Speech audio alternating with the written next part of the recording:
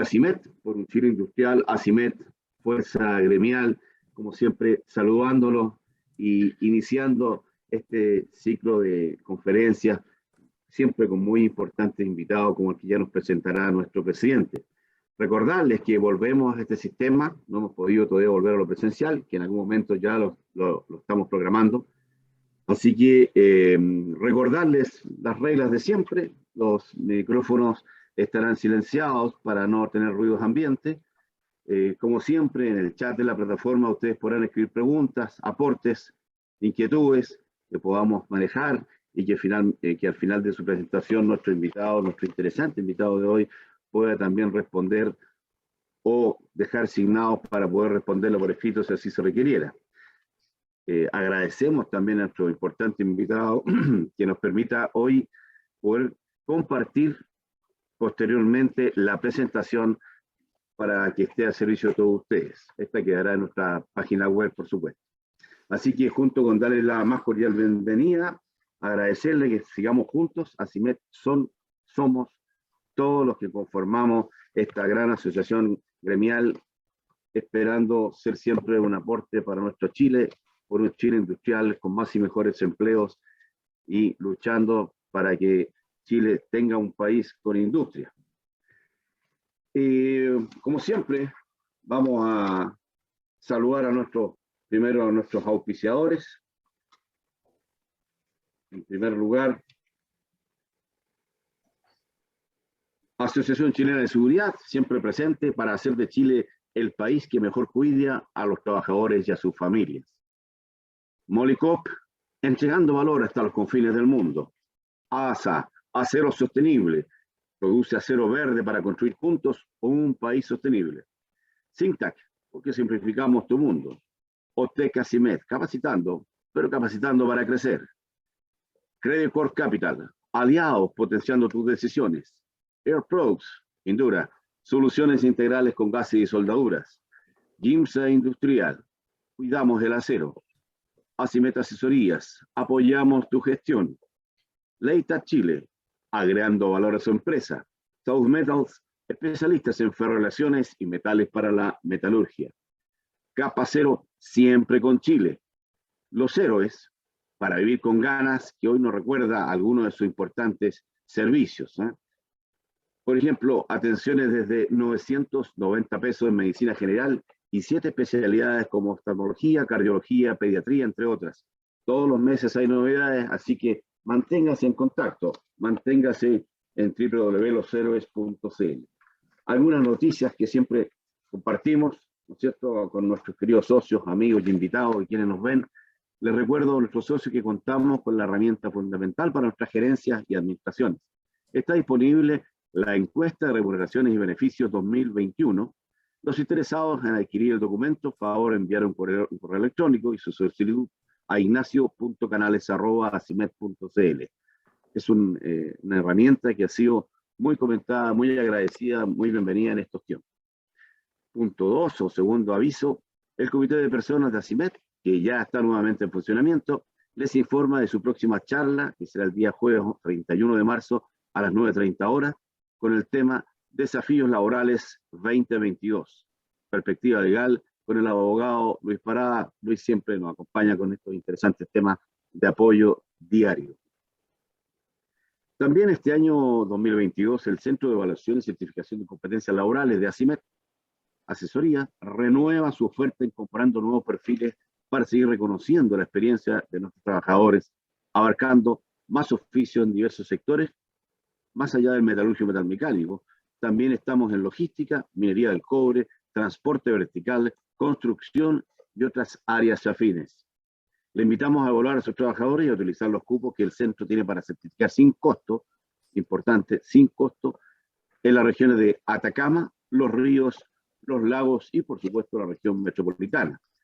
Preferentemente estamos trabajando los perfiles de operador de grúa horquilla, soldador, perforista, inspector de calidad y operador de puente grúa. Además, contamos con los últimos 9 cupos. Aquí sí que restringido, solo quedan 9 cupos gratuitos en el perfil de soldador en la región del Biobío. Cupos limitados, más información en el centro de en centro.asesorías@cimet.cl o directamente al 242-16-581. Finalmente, queremos hacer una invitación que ha sido muy interesante. Hicimos hace poco una importante e interesante visita a FAMAE, que en ese momento buscaba tener más proveedores con producción nacional. Ahora es el turno y la invitación para visitar a Cormecánica S.A., Industria de Conjuntos Mecánicos Aconcagua o filial de Renault en Chile. Esta visita se va a efectuar el día 7 de abril entre las 8:30 horas, donde los esperamos en Acimet para subirnos ahí en un bus todos juntos con un rico tecito, un café, ¿no es cierto?, como lo hacemos siempre en Acimet, donde compartimos no solo las visitas, sino que también el hecho de conocernos y volver a lo presencial. Y prometemos estar de vuelta a 16:30 también en la oficina de Acimet. Tiene un valor de 40.000 pesos más IVA, ¿no es cierto? Esto incluye el viaje, el almuerzo y otras atenciones, ¿no es cierto? Si usted está interesado, por favor, inscríbase desde ya en Acimet. Bien, entonces, para partir con nuestra interesante conferencia el día de hoy, agradeciéndole su preferencia nuevamente, quiero dejar como siempre a nuestro presidente, así que don Dante, muy buenos días, gusto saludarlos, el micrófono es suyo, mi querido presidente. Buenos días, Marcelo. Un cordial saludo de bienvenida a nuestras socias y socios de Acimet a esta primera conferencia online del año. Llegó marzo y aquí estamos cumpliendo nuestro deber como todos los años.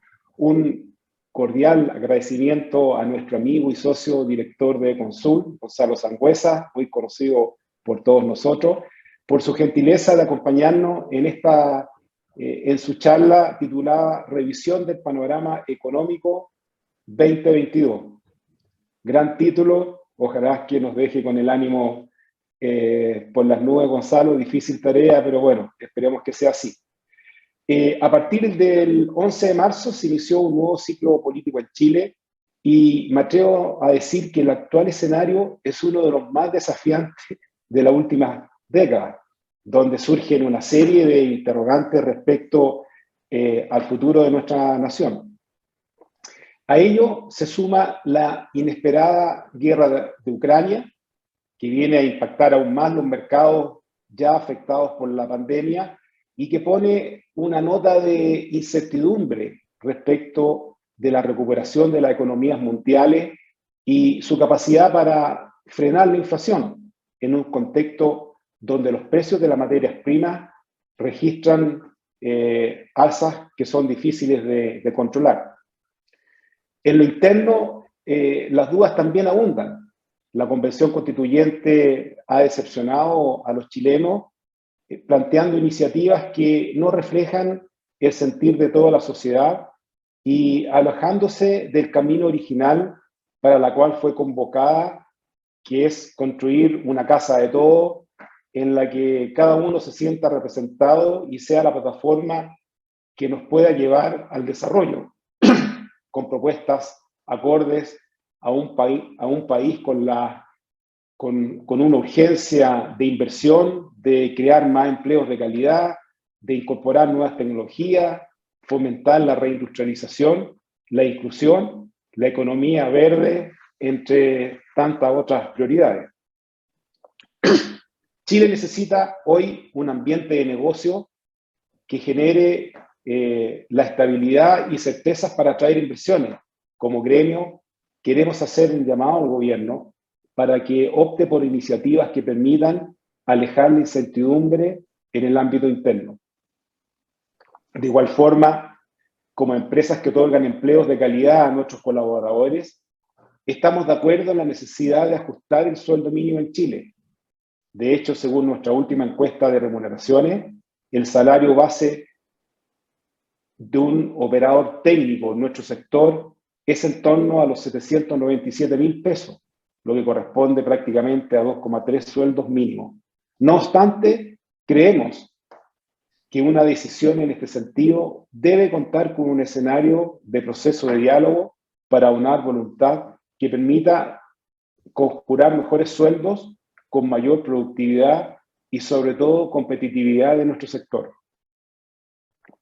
No puedo dejar de mencionar esta mañana la preocupación que nos genera como empresarios manufactureros el actual clima de violencia en que se están desarrollando diálogos claves en el país entre distintos grupos de interés y autoridades de gobierno.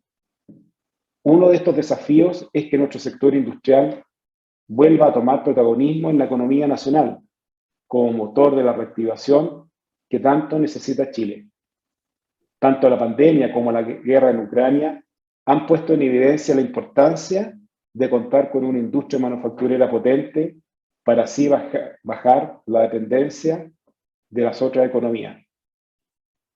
En estos difíciles y desafiantes escenarios, hoy más que nunca CIMED se compromete frente a sus socios a generar diálogos y caminos con la autoridad para llegar a acuerdos que nos permitan potenciar al máximo nuestro emprendimiento y así generar bienestar y mejores oportunidades para todos los chilenos.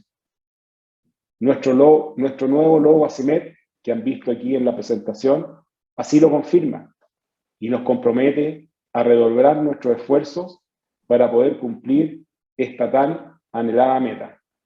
Por un Chile industrial, ACIMED, fuerza gremial. Bueno, y frente a estos grandes desafíos, qué mejor que partir con la conferencia de Gonzalo. Así que, Gonzalo, nuevamente te agradezco y estamos expectantes a lo que nos vas a contar. Oye, no te quiero presentar, Gonzalo, porque prácticamente eres de la casa, todos te conocemos, así que adelante nomás y cuéntanos y espero que nos deje con buen ánimo. Bueno, déjenme partir agradeciéndole al presidente de ACIMED, ¿no es cierto?, la invitación.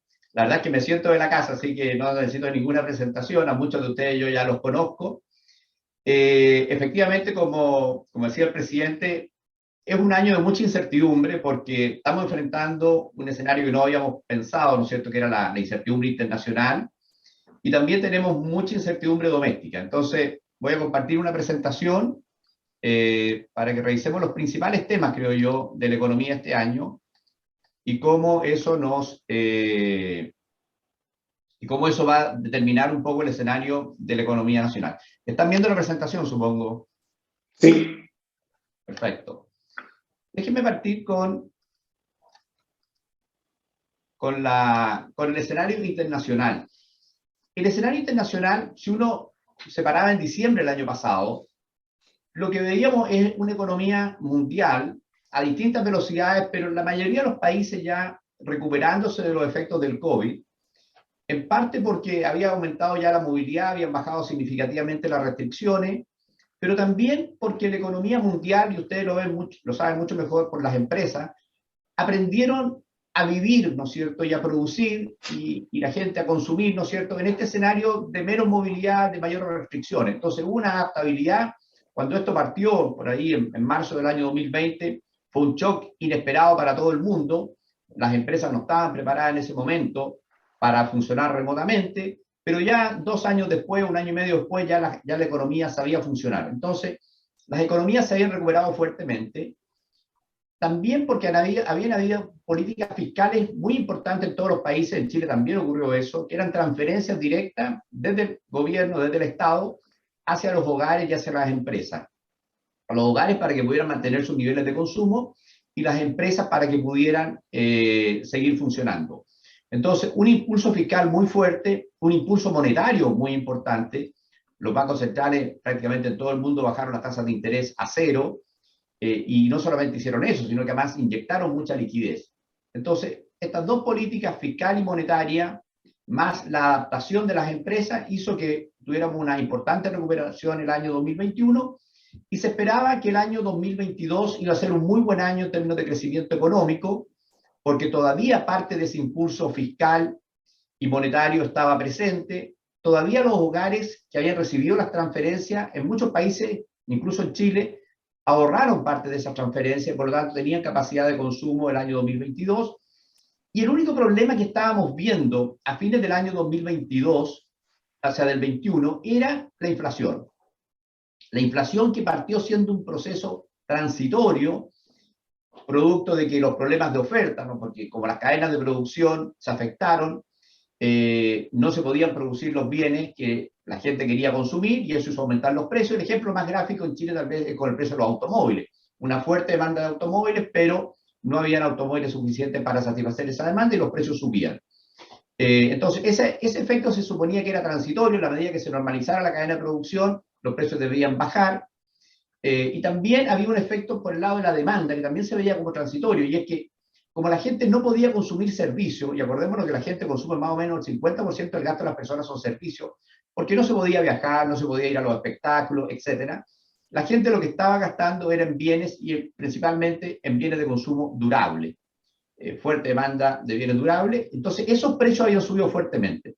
Y se suponía que eso también iba a ser transitorio. Pero a medida que fue pasando el tiempo, el año 2021, los efectos fueron más permanentes, la inflación se fue metiendo en la economía, las expectativas de inflación fueron subiendo, y lo que se esperaba para el año 2022 es que ese fuera el problema: controlar una inflación que venía con fuerza, pero que se suponía que tenía factores transitorios.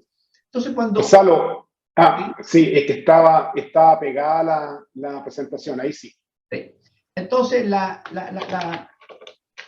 miraba el escenario relevante para la economía chilena, el conflicto, y ya voy a hablar sobre el conflicto. Se pensaba que el mundo iba a crecer 4,4%. Cualquier crecimiento sobre 3,5% es un crecimiento muy bueno en la economía mundial. Que la inflación era transitoria porque había sido alta en 2021, pero se esperaba una inflación mundial de 3,4%. El DXY es el dólar americano respecto a la canasta de monedas, con un dólar americano que todavía estaba apreciado, pero se venía depreciando. Una política monetaria que iba a empezar a subir la tasa de interés. La Fed Fund, la tasa de interés del Banco Central de Estados Unidos, estaba en 0, entre 0 y 0,25, se suponía que iba a llegar a 0,9, cerca de 1%. Y esto es muy importante: un precio del petróleo y el WTI, esto es lo que proyectaba el Banco Central en diciembre, que para este año va a ser $68 con un cobre en torno a 4. Entonces, si uno mira pre-conflicto, el escenario para la economía chilena era bastante bueno, porque nosotros, como ustedes bien saben, somos una economía exportadora. Entonces cuando el resto del mundo crece, a Chile le va muy bien. ¿Qué pasa con el conflicto que es, ¿no es cierto?, la invasión de Rusia en Ucrania? Cambia completamente el escenario mundial. Y lo cambia en el corto plazo, que es lo que tenemos acá, pero también lo cambia en el largo plazo. En el corto plazo, lo que produce es un aumento fuerte de la incertidumbre, porque ustedes leerán igual que yo, ¿no es cierto?, la prensa, no ve la televisión, lee a los expertos, y la verdad es que el escenario final nadie lo conoce. Entonces, hay distintos escenarios que uno puede construir. Un escenario es que esto se resuelve rápido, y básicamente que Rusia al final va a terminar invadiendo Ucrania, porque los países occidentales, los países europeos y Estados Unidos han dicho que ellos solo van a intervenir en caso de que afecte a un país de la OTAN, y Ucrania no está en la OTAN. Entonces esto podría ser un escenario, y de hecho lo que hemos visto en las últimas semanas, ¿no es cierto?, es que Rusia ha estado profundizando, ¿no es cierto?, la agresividad, digamos, de tal manera de terminar rápido el conflicto. O esto puede ser un conflicto largo, porque al final, si los ucranianos se defienden tipo guerrilla, entonces eso puede ser un conflicto muy largo, como hemos visto muchas veces en este tipo de conflicto. Puede haber una negociación, no sabemos cuál es el escenario, pero sí sabemos que ya aumentó la incertidumbre, porque cuando uno tiene muchos escenarios que uno puede construir, entonces lo que aumenta fuertemente es la incertidumbre. Y en escenarios de incertidumbre mundial, los inversionistas se refugian en aquellos activos que son más libres de riesgo. Entonces vemos una fuerte apreciación del dólar americano. Y el dólar americano se sigue apreciando porque efectivamente, como hay riesgo, ¿no es cierto?, financiero, se buscan estas monedas refugio. Afectó el crecimiento mundial, porque obviamente la mayor incertidumbre posterga inversiones, los consumidores también se asustan y reducen el consumo, y ya se estima que el impacto que está teniendo hasta ahora es de 1 punto del PIB. Entonces, el crecimiento de la economía mundial, 1 punto menos. La inflación, que la teníamos entre 4, crece más de 1 punto. En la inflación hay 2 factores importantes. Energía. Rusia, como ustedes saben, es un productor importante de energía para el mundo y especialmente para Europa. Y también Ucrania y Rusia son productores de grano, entonces también se afectó el precio de los granos. Los granos afectan los alimentos, y los alimentos son una parte significativa de la canasta de consumo. Entonces, tenemos menos crecimiento, más inflación, los inversionistas se refugian en activos financieros de bajo riesgo, Y esto pone en una situación muy complicada a los bancos centrales, porque los bancos centrales, que el año pasado veían la inflación como transitoria, que a fines del año pasado la empezaron a ver que tenía componentes más permanentes y que por lo tanto tenían que apurar el ajuste monetario. Ahora, con aumento del precio del petróleo, con aumento de los granos, con aumento de la expectativa inflacionaria, tienen que acelerar aún más. Y de hecho, la noticia de esta semana ha sido que en la reunión de mayo, probablemente la Fed ya no va a subir de 0,25 por ciento mensual, sino que empezaría a subir 0,5 mensual. Y la tasa de interés que iba a llegar a 1 va a llegar cerca de 2%. Siempre estos escenarios de tasa de interés de Estados Unidos alto son escenarios malos para las economías emergentes. Porque las economías emergentes están endeudadas en dólares, entonces a medida que me aumenta la tasa de interés en dólares, me hace más caro, más costoso el pago de la deuda y eso obviamente afecta a la economía emergente. Y aquí hay dos elementos importantes. El precio del petróleo está sobre 100, hoy día estaba incluso sobre 110, pero ese aumento de 100 es un aumento casi del 45%. El efecto directo de eso sobre la inflación es 2,5% en Chile. Entonces, cuando sube el precio del petróleo del orden del 50%, es un efecto muy fuerte sobre la inflación y es una situación muy complicada para los bancos centrales, porque el aumento del precio del petróleo nos hace a todos más pobres. Las empresas, ¿no es cierto?, se aprietan los márgenes, los hogares le quedan menos recursos para destinar a otros bienes, entonces es contractivo, entonces es recesivo el aumento del precio del petróleo para las economías que no son excedentarias de energía. Pero por otro lado, genera un efecto inflacionario tan fuerte que al final obliga a los bancos centrales a tener que subir la tasa de interés. No, con las presiones inflacionarias que venían, no hay tiempo, ¿no es cierto?, para dejar que el ajuste de precio del petróleo sea un ajuste de precio relativo y se desaparezca solo, sino que los bancos centrales han anunciado y lo están haciendo, de hecho, que van a seguir subiendo tasas de interés. Entonces, tenemos un escenario mucho más complejo a partir del conflicto. Menos crecimiento, más inflación mundial, mayor precio de la energía, mayor precio de los alimentos.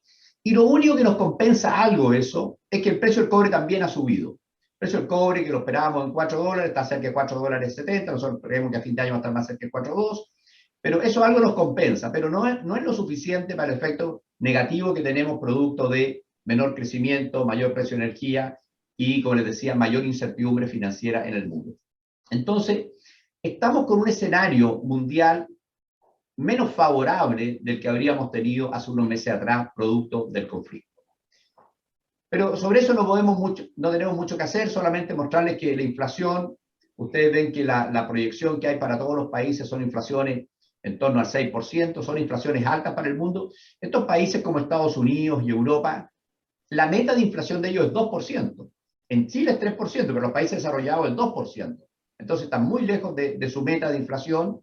Y este es un escenario obviamente que no es favorable porque hace que los bancos centrales tengan que subir tasas de interés más rápido y eso siempre es un riesgo para la economía mundial. De hecho, ese es el principal riesgo, no para este año, pero para el próximo.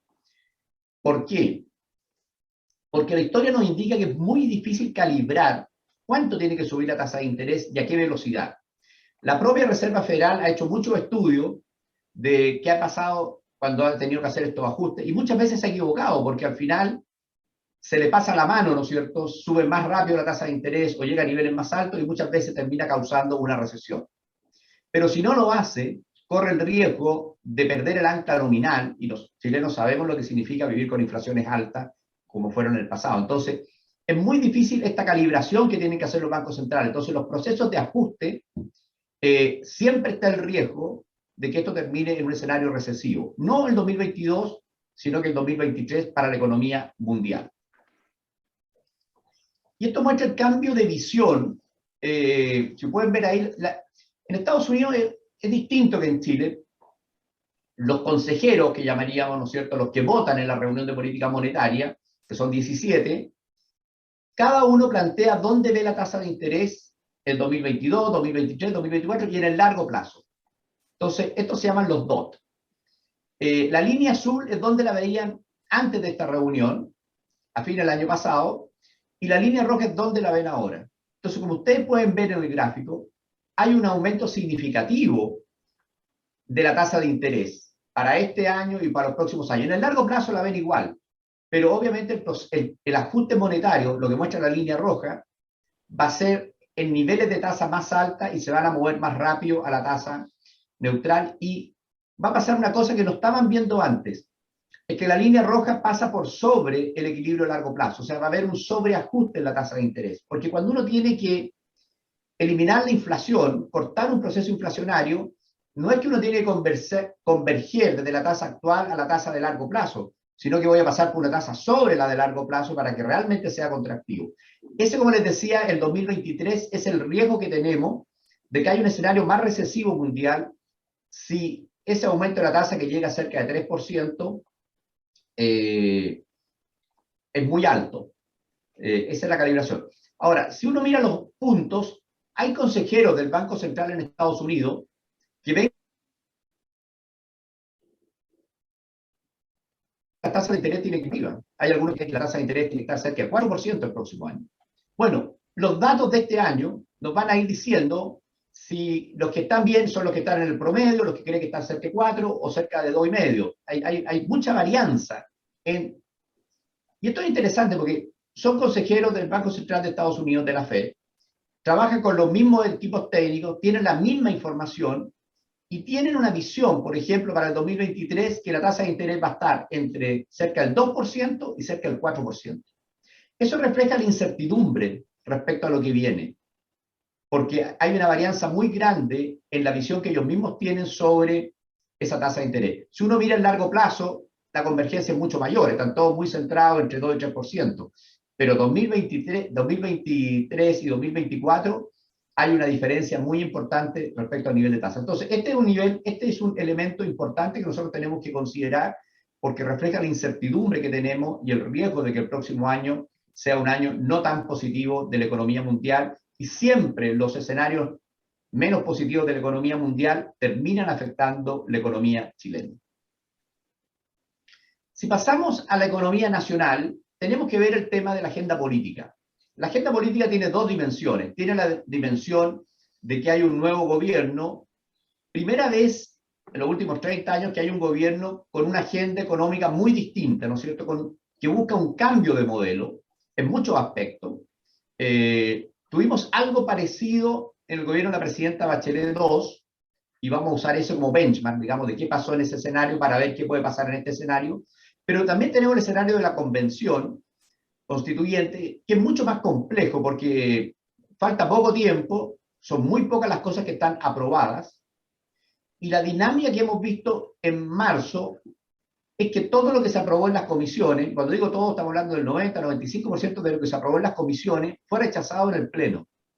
Entonces, cuando uno miraba lo que estaba pasando a fines de febrero, era para preocuparse, porque realmente lo que estaba saliendo en las comisiones era un cambio completo en el escenario político constitucional de Chile, digamos, en el modelo económico, en todo tipo de aspectos. Pero cuando pasó marzo, vimos que en realidad muchas de esas cosas al final no se aprobaron, y la preocupación ahora viene del otro lado. Hay muy pocas cosas aprobadas. O sea, cuando uno mira, las cosas que son aprobadas no son tan buenas, son bien disruptivas, pero son muy pocas. Y las cosas que, desde el punto de vista económico, son importantes, todavía no han pasado al Pleno. Entonces, esos dos elementos de incertidumbre es muy difícil de incorporar. En el escenario nuestro tenemos principalmente la incertidumbre de la agenda económica que tiene que ver con el nuevo gobierno, porque la conocemos, podemos dimensionar más o menos sus aspectos y podemos calibrar cosas en el pasado. El tema constituyente todavía es muy difícil incorporarlo. Entonces, el tema de reforma tributaria, bueno, la buena noticia ha sido de que este aumento de impuestos que iba a ser 5% ya va a estar más cerca de 4%, o sea, se está incorporando que los impuestos que se aumentaron para financiar la reforma de pensiones sería parte, ¿no es cierto?, del programa, y por lo tanto ahora estaríamos más cerca de un aumento del 4% que del 5%. Todavía conocemos los titulares, no conocemos los proyectos de ley que se van a enviar, pero sabemos que viene el tema de la desintegración. Cuando uno mira el mundo, efectivamente hay países que son 100% integrados, países que son 100% desintegrados, y hay países en el medio. O sea, hay para todos los gustos.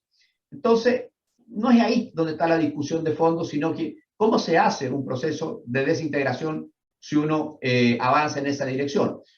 Está claro, ¿no es cierto?, de que uno no puede tomar hoy día, ¿no es cierto?, el impuesto a las empresas y sumar el impuesto marginal, porque ahí terminamos con un impuesto casi del 70%. Entonces, y el programa hablaba de que iba a haber un cap en esa tasa de impuesto en torno al 44%. Entonces, hay que entender mejor, digamos, cómo afecta esa desintegración para poder entender el impacto económico que va a tener.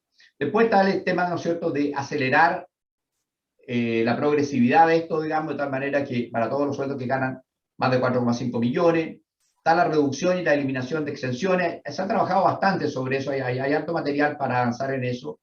Está el impuesto a las grandes riquezas, que hay mucha discusión de esto porque la evidencia empírica le juega en contra a este impuesto. O sea, la mayoría de los casos este impuesto ha sido un fracaso, recauda poco y al final espanta la riqueza de los países, cuando uno lo que requiere hoy día con más fuerza en Chile, porque una de las cosas que ha caído fuertemente es la tasa de ahorro en Chile. La tasa de ahorro en Chile ya es menos de 20%, y si no ahorramos, no vamos a poder invertir.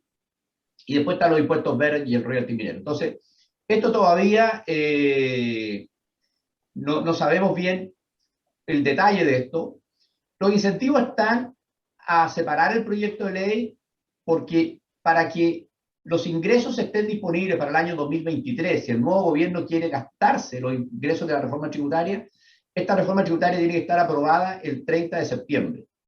O sea, antes de que se envíe el presupuesto, tendría que estar aprobada la reforma tributaria para que realmente esos ingresos se puedan considerar dentro del presupuesto del próximo año. Entonces hay un incentivo a hacer cosas más rápido, probablemente donde haya más consenso. Yo creo que las exenciones bastante consenso, y las cosas que son más complejas, porque cuesta más evaluar el impacto que tiene, probablemente queden para más adelante. Después está la reforma tributaria sumada a la reforma laboral. La reforma laboral se habla de un aumento del salario mínimo a 500.000 pesos, es un aumento acumulado del 40%. De nuevo, ¿no es cierto? Eso tiene impacto, probablemente no en la grande empresa, pero sí en las empresas medianas y pequeñas. Entonces, porque ahí es donde se concentra más, y ahí principalmente se concentra el salario mínimo. Entonces, eso va a tener un impacto económico. Está el tema de las 40 horas, con qué, de nuevo, si va a ser gradual o no, si va a ser compensado con flexibilidad. Eso es muy importante. Está la negociación multinivel. Este es un tema bien complejo, porque estas negociaciones multinivel, que al final es un nombre más elegante, pero es la negociación por rama. Estas negociaciones por rama funcionan bien en aquellos países en que las industrias son homogéneas. Es decir, cuando las empresas dentro de un sector son homogéneas, se puede negociar por rama. Pero cuando las empresas son muy heterogéneas, hay empresas grandes, empresas pequeñas, empresas muy tecnologizadas, empresas con menos tecnología, una negociación por rama al final termina perjudicando a las empresas medianas y pequeñas dentro de esa rama. Entonces, esto es algo muy complejo. Se politiza mucho en los países latinoamericanos que tienen esto, digamos, un tema muy politizado, porque qué gremio de una rama es el que negocia. Entonces, yo creo que esto es algo que también tenemos que monitorear cuánta fuerza se le va a poner, porque esto puede generar mucha disrupción, digamos, en las empresas. Bueno, están las normas laborales, ¿no es cierto?, de términos de relaciones y eso. Entonces, solamente estas dos agendas son agendas que van a generar bastante incertidumbre en el periodo de discusión, y el impacto ya de largo plazo tiene que ver con cómo se resuelvan, ¿no es cierto?, estos temas. Y hay otras agendas que tienen que ver con la industria y la inversión pública verde, se habla mucho de eso. Hay un Banco Nacional de Desarrollo, una empresa del litio, el fortalecimiento de NAMI. Acá el tema principal es de dónde van a salir los recursos, porque esto se puede ver muy bien en el papel, digamos, pero todo esto hay que financiarlo. Entonces, ¿de dónde van a salir estos recursos si uno quiere hacer una agenda social, como está en el programa, que es muy fuerte la agenda social, y además quiere hacer toda una política industrial a partir de la creación de empresas estatales? Hay todo un tema en energía, que también está la estrategia de descarbonización, pero toda esta estrategia de energía se está tomando ahora, y esto está pasando en todo el mundo, está pasando en Europa, está pasando en Estados Unidos, está pasando obviamente en países subdesarrollados, que con precios del petróleo sobre $100 se hace mucho más complejo, ¿no es cierto?, en avanzar en la descarbonización, y además en un mundo que puede haber escasez de hidrocarburos, porque si Rusia, ¿no es cierto?, que produce el 10%, ese hidrocarburo no se puede negociar en el mundo occidental, digamos, eso obviamente genera escenarios más de escasez. Y hay toda una agenda medioambiental. Entonces, cuando uno mira esta agenda económica, es una agenda que tiene muchos elementos que van a causar incertidumbre en todo el periodo de discusión y análisis, y que muchas de estas cosas van a tener algunos efectos positivos y otros efectos negativos. Entonces, calibrar esto es importante para el escenario del 2022. Y si uno mira hacia atrás, ¿cuándo tuvimos un escenario de este tipo? Lo más cercano es el programa de la presidenta Bachelet en su segundo mandato. Ella buscaba recaudar 3 puntos del PIB con su reforma tributaria. Fue una reforma tributaria que, por lo menos, a mí me tocó trabajar bastante desde la SOFOF en esto. Desde el primer día hubo bastante acuerdo de que este era el mandato que había recibido ella, digamos, y que había que buscar esos 3 puntos del PIB, y la discusión se centró en cómo hacerlo. Partieron con una propuesta que realmente no tenía ningún sentido, o sea, no se podía aplicar, que era, ¿no es cierto?, la atribución de todas las utilidades, era una cosa que no operaba. Esto se fue arreglando en la discusión que tuvimos con el gobierno en su momento. Hubo apertura para arreglar algunas cosas, después vino el ministro Valdés, arregló otra, digamos. Al final nunca recaudó 3 puntos del PIB, pero fue un aumento de impuestos importante, hubo reformas laborales. Entonces, que uno mira, ¿dónde se notó más claramente el efecto de toda esta reforma? En la inversión. La inversión en el periodo anterior había crecido a tasas del 11%, se venía obviamente desacelerando, pero después creció menos 2%. Una fuerte caída de inversión el primer año, porque un aumento fuerte de incertidumbre, y la inversión quedó baja y no se recuperó, sino que los años siguientes las tasas de crecimiento siempre estuvieron bajo cero. Entonces, todo el periodo de la presidenta Bachelet II no tuvimos crecimiento en inversión. Tuvimos una fuerte caída el primer año y después tuvimos caídas marginales en los años siguientes. Y eso fue producto de la caída en la confianza empresarial. Este índice que ustedes conocen bien, digamos, porque muchos de ustedes probablemente completan esta encuesta, pero el primer año, del 2013 al 2014, una caída de 17%, una fuerte caída en el sector construcción, y del 2013 al 2017 en promedio, en todo el periodo, también una caída de 17%. Entonces, una fuerte caída en la confianza empresarial. También hay otros factores que uno puede considerar. Tampoco fue un buen escenario internacional, veníamos de cierto ajuste, pero uno incluso controlando, yo he hecho el ejercicio controlando por lo que pasó en el resto del mundo, este fue un shock propio de la economía chilena. Me acuerdo que el Banco Central hablaba de que era lo que no explicado. El Banco Central usó un término elegante, digamos, para explicar de que había un componente, ¿no es cierto?, de que no teníamos explicación en el escenario internacional y que tenía que ver con un componente propio de la economía chilena. Y yo creo que tuvo que ver principalmente con ese factor, ¿no es cierto?, generar fuertes reformas tributarias, laborales, en corto periodo de tiempo, y obviamente eso generó mucha incertidumbre y eso contrajo la inversión. Entonces, ese es el escenario que estamos viendo o que estamos incorporando en nuestras proyecciones para el año 2022. Después tenemos el escenario de la convención. Aquí hay muchos temas. Yo creo que de los temas más relevantes para el empresariado es que existe la libertad de emprender. Y eso, en el borrador que yo vi que se discutió hace 2 semanas ya, sobre la libertad de emprender, le sacaron la palabra en cualquier actividad económica.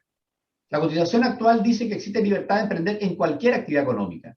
Y lo que venía de la Comisión es que existía libertad de emprender, pero ya no estaba en cualquier actividad económica. Por lo que uno deduce, si uno borra, ¿no es cierto?, esa frase, de que probablemente se estaba pensando que habrían algunas iniciativas donde el sector privado no podría participar. Por ejemplo, y esa es una discusión que hay en la convención, ¿no es cierto?, sin esto, que se llaman los bienes sociales, que sería la educación, la salud. El Estado puede o no ser, el sector privado puede o no ser un proveedor, un actor en ese mercado o en esa industria, independiente de que sea un bien social que el Estado tiene que garantizar. Entonces, ese es un tema muy importante, ¿no es cierto?, que exista la libertad de emprender en cualquier actividad económica. El otro tema muy importante tiene que ver con el derecho de propiedad. Y aquí, en la Constitución actual, está muy protegido el derecho de propiedad si uno hace un análisis comparado con otros países. Pero eso tiene que ver con nuestra historia. Porque en nuestra historia hemos violado el derecho de propiedad. En nuestra historia hicimos cambios constitucionales y legales, por ejemplo, que permitieron pagar en 30 años. Entonces, lo que protege hoy día la Constitución es que existe el derecho de propiedad, reconoce que el Estado obviamente puede expropiar, porque a veces el interés nacional requiere, ¿no es cierto?, expropiar, pero reconoce que si expropian, se tiene que compensar. Y además establece cómo me tienen que compensar, y establece que me tienen que compensar el daño patrimonial. Y el daño patrimonial es, al final, el precio de mercado de lo que me están expropiando. Y que me tienen que pagar al contado y antes de que el Estado se haga del bien. Entonces, cuando uno veía lo que venía de la comisión, que se rechazó, decía que había propiedad privada, el Estado podía expropiar, había que compensar, pero no decía cómo me compensaban. Y eso era materia de ley. Entonces, si eso queda materia de ley, nuestros diputados y senadores, no sé si habrán senadores, pero al menos nuestros diputados podrían establecer, por ejemplo, que la compensación o sea, por ejemplo, en base al valor fiscal. Y muchas veces el valor fiscal está disociado del valor de mercado de las cosas. O podrían decir que se paguen 30 años. Entonces es muy importante que todos los elementos que están hoy día en la Constitución respecto a propiedad privada sigan estando. Porque esa es la única forma que se va a seguir generando un incentivo para acumular capital, crear empresas, ¿no es cierto? La gente se pueda comprar bienes durables, como sería una vivienda, porque si no, si uno rompe esto, el desincentivo es muy fuerte.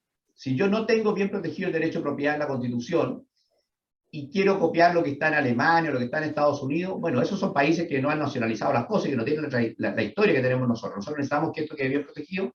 Y después está todo el tema de responsabilidad fiscal y autonomía del Banco Central, que no voy a extender sobre eso, pero también son elementos muy importantes. Ahora, nada de esto todavía está aprobado por el Pleno, todavía lo que vimos fue lo que salió de las comisiones, se rechazó, volvió a las comisiones, y está la discusión ahí, pero no hemos visto nada de esto aprobado en el Pleno. Esto es muy importante para poder tener certeza, ¿no es cierto?, de lo que viene hacia adelante.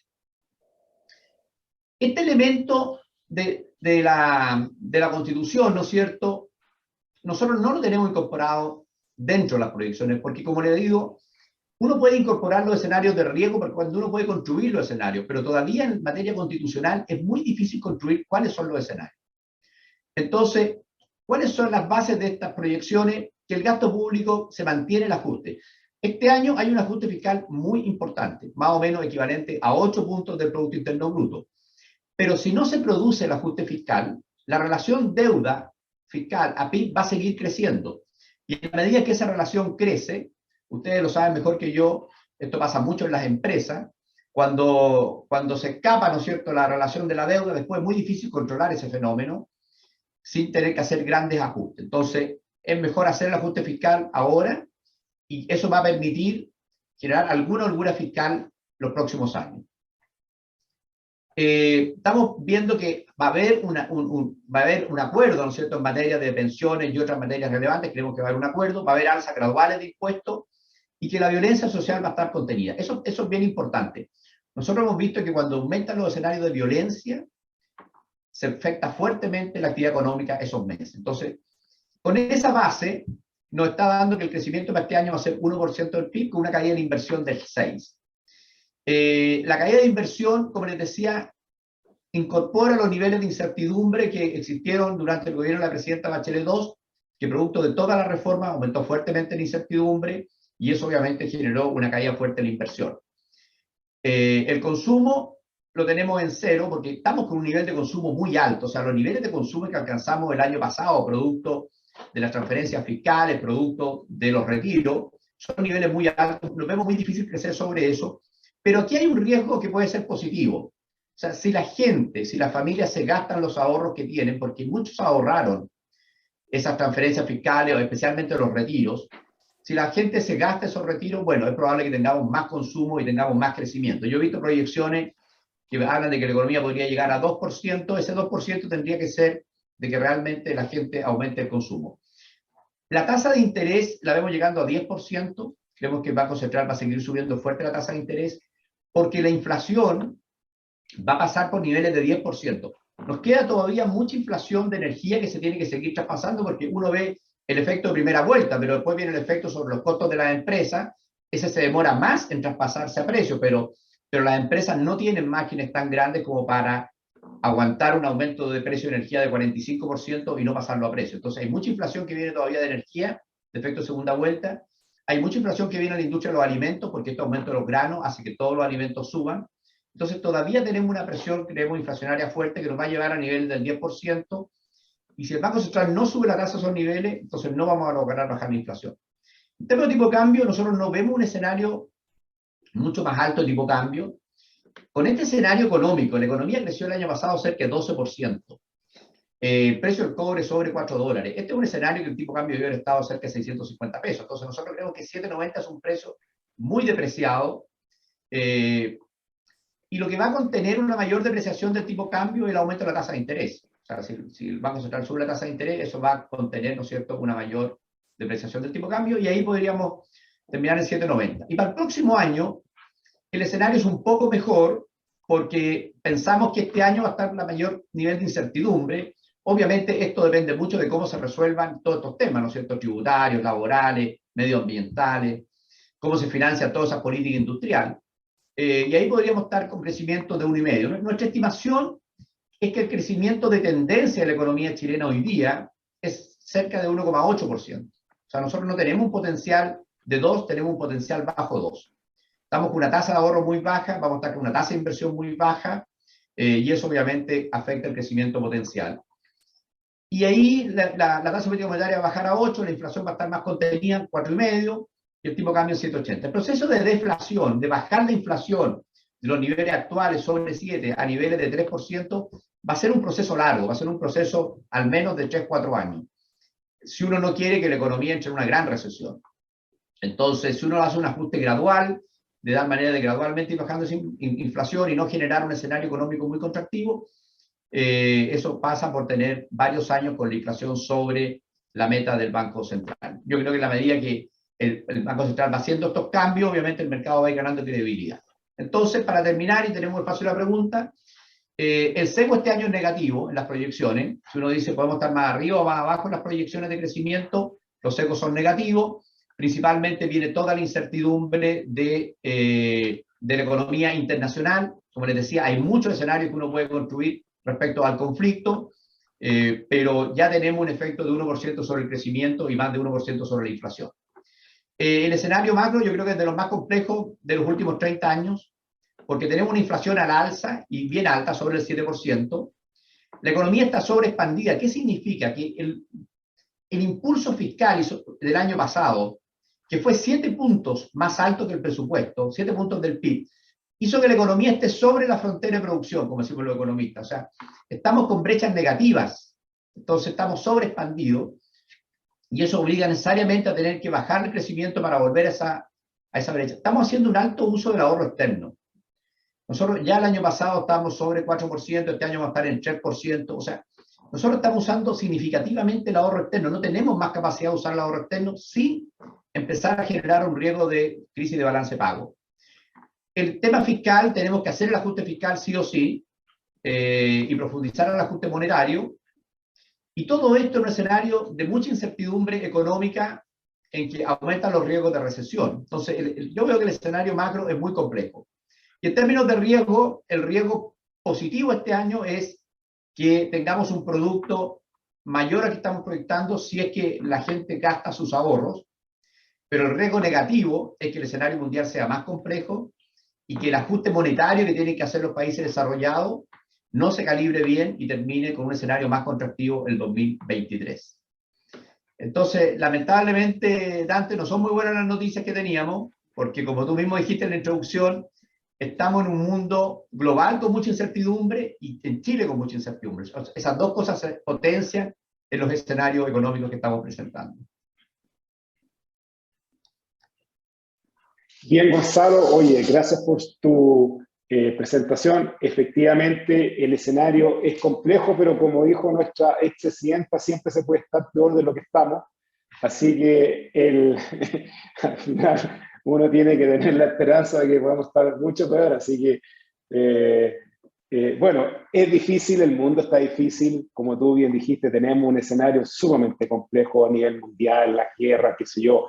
No sabemos dónde va a terminar con escenario de una tercera guerra mundial que mejor ni ni pensar, y un escenario interno que tú bien dijiste muy complejo, que yo diría, y después si quieres coméntalo, el tema constitucional pone una incertidumbre mayor que el desempeño del nuevo gobierno, que tiene una agenda muy exigente, pero este tema constitucional ojalá que se pueda solucionar lo antes posible para eliminar esta gran incertidumbre que tenemos hoy en día en Chile, sumado a la incertidumbre mundial.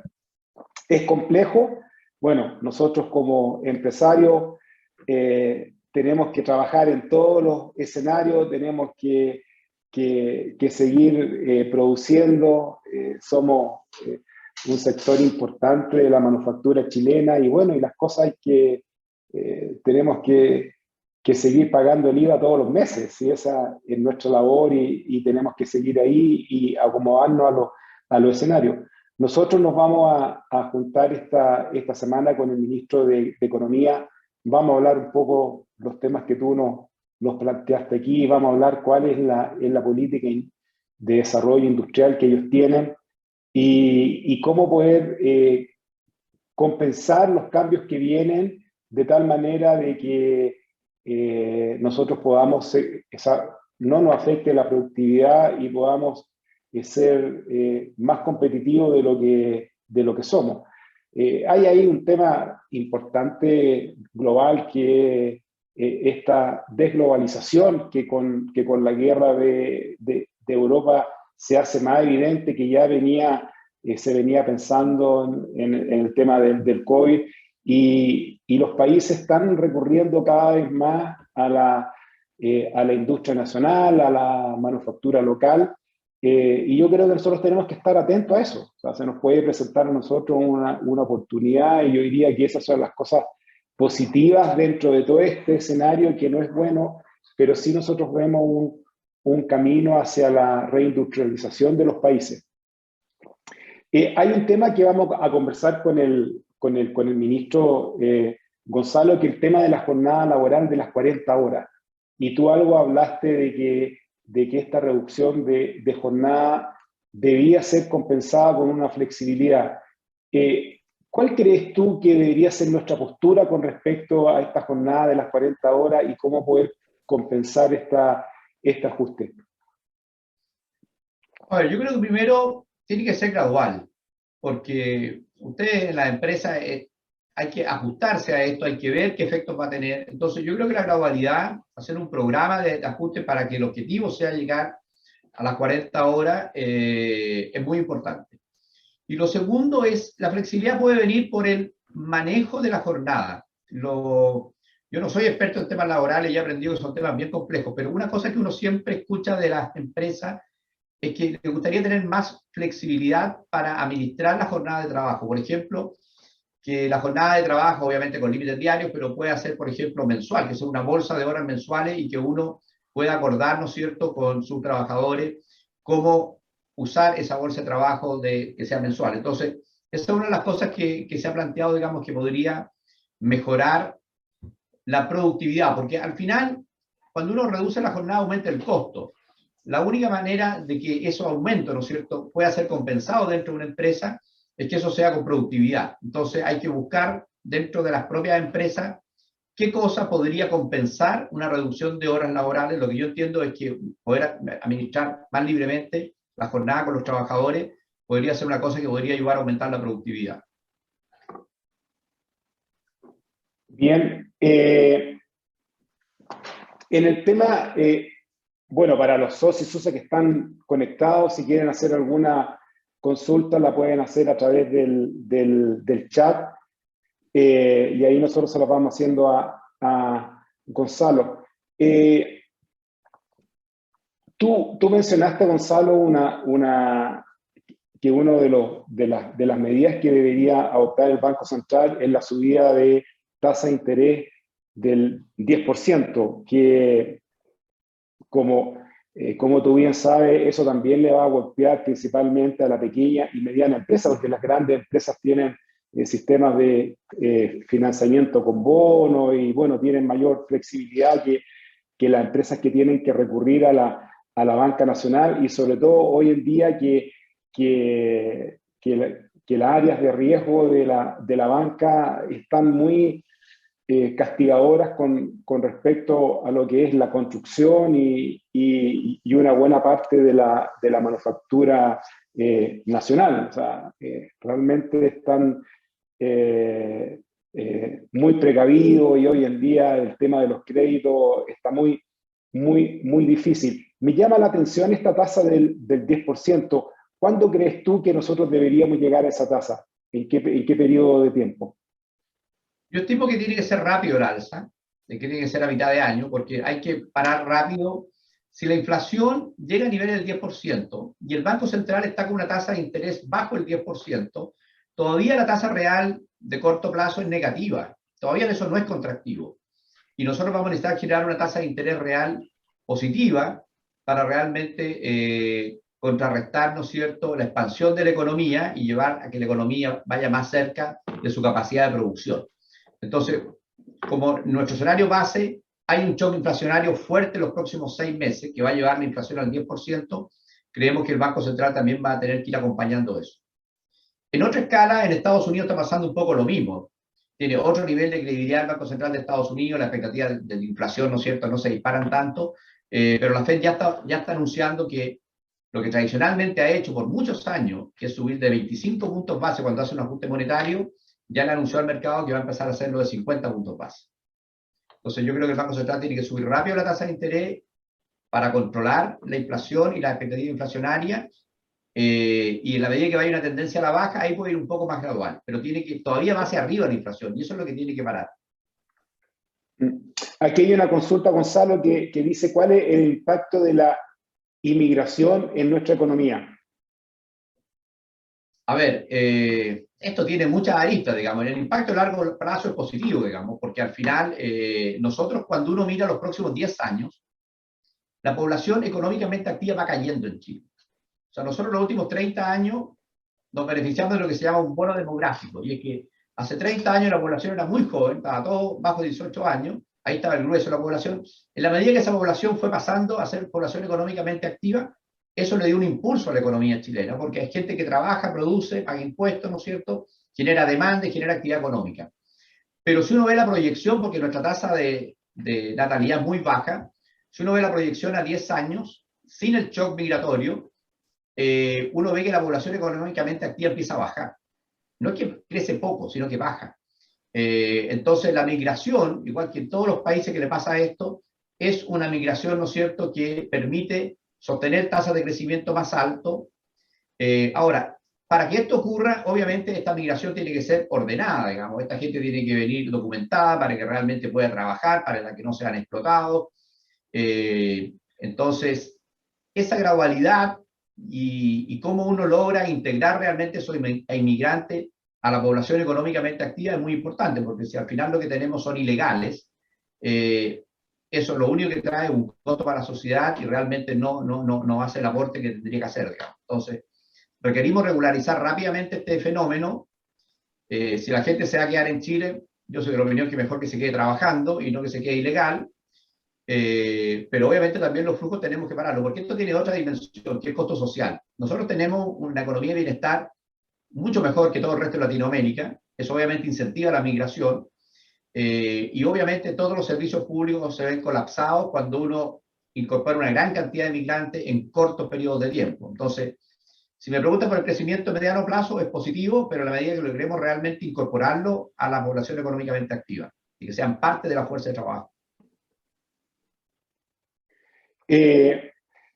Hay otra pregunta acá que dice, creo que este gobierno por su orientación, juventud y necesidad de financiamiento de un programa complejo de cumplir, debiese estar proclive a defender la industria nacional, que da empleo y paga impuestos. La flexibilidad puede estar dentro de su ADN. Por fin, habrá que aprovechar el momento de impulsar estos temas. ¿Cuál es tu opinión con respecto a impulsar la industria nacional, que se suma con otra pregunta que dice ¿qué posibilidad tiene Chile de lograr una reindustrialización para lograr el abastecimiento de productos críticos que seguramente escasean en el mundo? Ejemplo, acero y servicios. Mira, efectivamente, digamos, pero cuando uno lee la literatura de los que formaron a los que van a estar en el gobierno, por ejemplo, Mazzucato y todo, el problema es que ellos ven la industrialización a partir de las empresas públicas, a partir de la inversión pública. Entonces yo creo que el desafío de un gremio como ACIMED es, ¿no es cierto?, convencer al gobierno de que lo que funciona son estas asociaciones público-privadas. Porque si el proceso de industrialización va a ser un proceso de industrialización a partir de que el Estado va a crear empresas públicas, yo creo que eso va a ser un fracaso. Si se logra convencer al gobierno de que lo que hay que buscar es un proceso de industrialización en que puede participar el Estado, pero tiene que ir de la mano del sector público, del sector privado, eso puede ser exitoso. Entonces, esta discusión en los dos extremos está, ¿es un Estado emprendedor o es un Estado facilitador? Esta pregunta se la hicimos al presidente Boric en el foro de la industria el año pasado y la contestó muy bien. Él dijo que no era ni lo uno ni lo otro, sino que era una cosa entre medio, digamos, que había que haber más colaboración público-privada. Entonces, yo creo que esa es la discusión que va a haber, digamos. Hay gente dentro del equipo económico que cree mucho que el Estado tiene que ser emprendedor, porque dice el Estado emprende, invierte y al final entonces tiene el retorno de la inversión. Lo que si no dice el Estado al final hace las inversiones a través de inversión pública y unos pocos del sector privado se llevan todo el beneficio. Ese es el mito. Yo creo que tenemos que tratar de convencer al gobierno de que hay que buscar una cosa mucho más intermedia si queremos que realmente el proceso de reindustrialización de Chile sea un proceso exitoso. Yo creo que si el proceso lo lleva a cabo el Estado, con empresas públicas, me imagino dónde va a terminar eso. Otra pregunta, Gonzalo. Aquí dice, ayer se aprobó la tramitación del quinto retiro, incluso algunos hablan del 100%. ¿Cómo ves el impacto en la economía si se aprueba este nuevo retiro? A ver, el impacto de corto plazo en la inflación. Lo que estamos diciendo es que el gobierno está reduciendo el gasto fiscal para controlar la inflación y ordenar las cuentas fiscales. El Banco Central está subiendo las tasas de interés para expandir menos la economía y controlar la inflación. Y por otro lado, ¿no es cierto? ¿Qué significa esto? Vamos a tirar más dinero en la economía para que aumente más la inflación. Entonces, el efecto a corto plazo es muy nefasto porque lo que va a llevar esto es que el Banco Central tiene que subir más la tasa de interés. Y eso es muy negativo para la inversión y para el consumo de bienes durables, para la compra de vivienda. Entonces, eso genera un efecto. El Banco Central va a contrarrestar todo ese efecto expansivo del quinto retiro y nos vamos a quedar con tasas de interés más altas. Pero tiene un efecto mucho más importante, que es sobre el mercado de capitales. Nosotros lo que estamos haciendo es transformando ahorro de largo plazo, que está en los fondos de pensiones y en las compañías de seguro, que financiaba los créditos de la vivienda. Si el crédito de la vivienda no se financia con los depósitos a plazo, se financia con el ahorro de largo plazo. Cuando un banco tiene que dar un crédito a 30 años, el banco necesita que alguien le compre un bono, le preste a 30 años. Si yo saco el ahorro de los fondos de pensiones, y por lo tanto también lo estoy sacando de la compañía de seguro, porque no va a llegar después como renta vitalicia a la compañía de seguro, desaparece el ahorro de largo plazo en Chile. Las empresas, cuando tienen que hacer proyectos de inversión, los tienen que financiar a 5 años, incluso a plazos más largos. Ha sido la gran diferencia de Chile con el resto de Latinoamérica. Chile ha tenido una tasa de ahorro alta, ha tenido ahorro de largo plazo y ha podido financiar los proyectos de inversión. Porque el ahorro externo lo podemos usar, pero ya lo estamos usando al máximo. Cuando ya tenemos un déficit en la cuenta corriente del 3% del PIB, ya no podemos seguir endeudándonos con el resto del mundo. Entonces, si queremos financiar proyectos de inversión, si queremos financiar la industria de la vivienda, que es una industria enorme en Chile, necesitamos ese ahorro a largo plazo. ¿Y qué es lo que pasa? Se retiran de los fondos de pensiones y la gente lo que hace es que coloquen fondos mutuos, coloquen depósitos a plazos.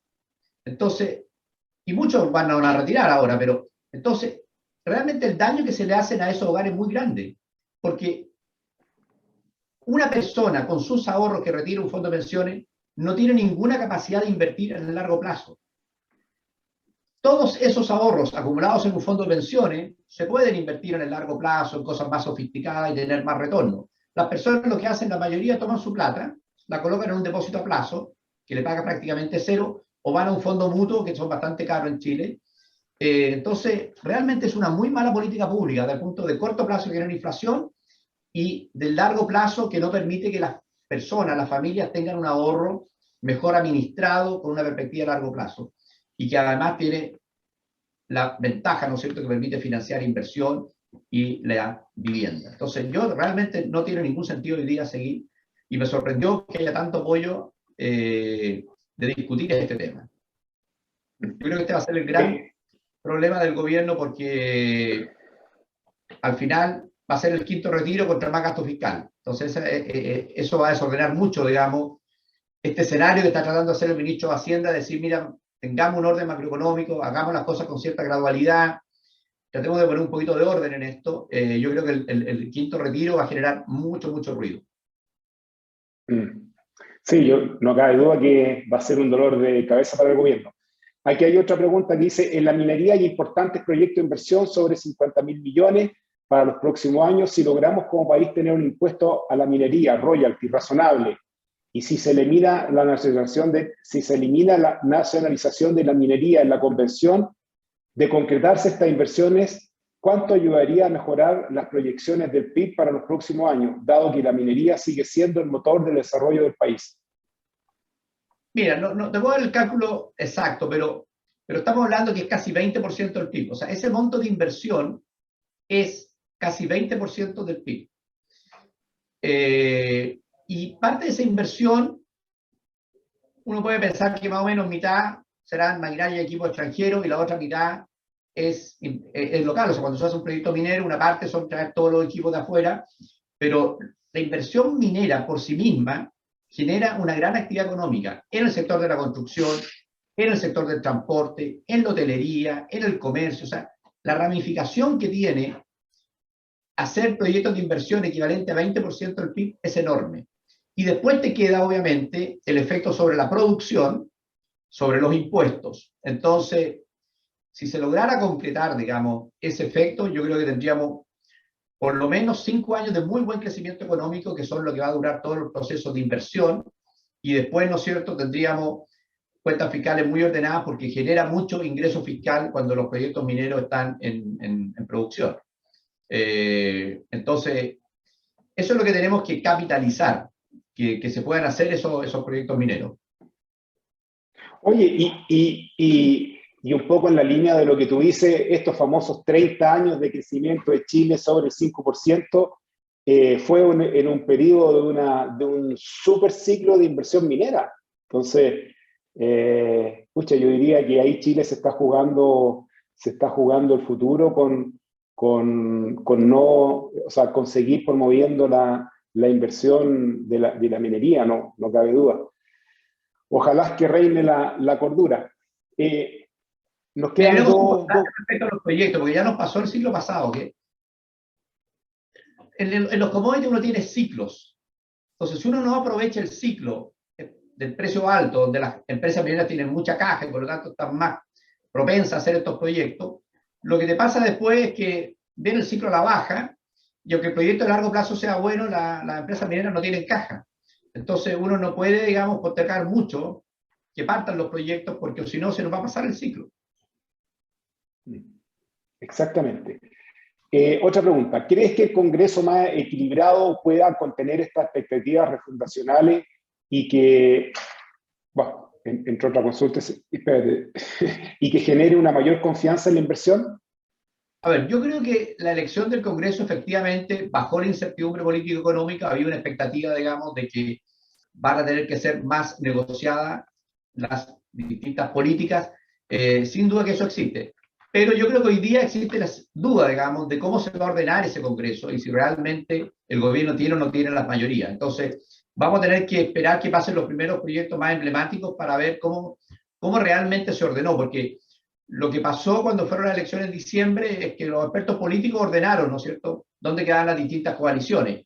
Pero vamos a tener que ver que realmente en los proyectos de ley más importantes, pensiones, reforma laboral, reforma tributaria, cómo votan los distintos conglomerados y realmente ver cuál es la mayoría que tiene el gobierno. Pero sin duda que un gobierno más equilibrado, un Congreso más equilibrado, fue una buena noticia que recibimos en diciembre.